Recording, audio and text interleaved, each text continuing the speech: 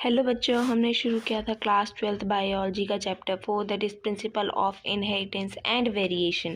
आज हम उसमें कंपैरिजन पढ़ेंगे क्रोमोसोम और जीन के बीच में। लेकिन हमें इस कंपैरिजन में ये नहीं पता है कि कौन सा जो हमारा टेबल का साइड है वो हमारे क्रोमोसोम के लिए है और कौन सा जीन के लिए है, वो हमें डिटरमाइन करना है। तो सबसे पहले पढ़ते हैं कि टेबल में लिखा क्या है। तो जो ए साइड है उसमें लिखा है अकर्स इन पेयर्स, यानी कि ये पेयर में पाए जाते हैं। सेग्रीगेट होते हैं eight the time of gamete formation, जिसमें क्या होता है हर एक पेयर में से एक जो साइड है वो ट्रांसमिट हो जाती है गैमेट्स में। और थर्ड जो लिखा है उसमें क्या लिखा है, इंडिपेंडेंट पेयर्स जो हैं वो इंडिपेंडेंटली सेग्रीगेट होते हैं एक दूसरे से। यानी कि अब ये जो नीचे दे रखा है इसमें देखिए कि दो पेयर पाए गए हैं। अब ये दोनों जो पेयर हैं ये भी इंडिपेंडेंटली सेग्रीगेट होंगे। फिर जो इसके अंदर जो दो पार्ट्स हैं वो भी इंडिपेंडेंटली सेग्रीगेट होंगे, कोई किसी पे डिपेंडेंट नहीं होगा।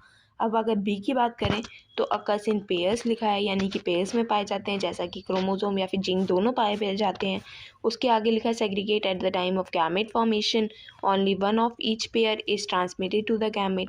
वही सेम बात लिखी है जो हमारी ए में लिखी थी कि हर एक में से कोई एक ही ट्रांसफ़र होता है गैमेट फॉर्मेशन के टाइम पर।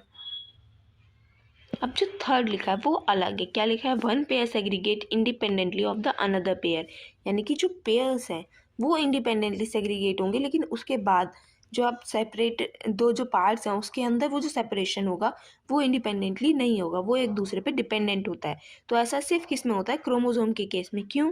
क्योंकि क्रोमोसोम जब सेग्रीगेट होता है तब उस टाइम पे क्या होगा कि उस टाइम पे वेरिएशंस आती हैं, तो ये क्रोमोसोम के केस में होगा।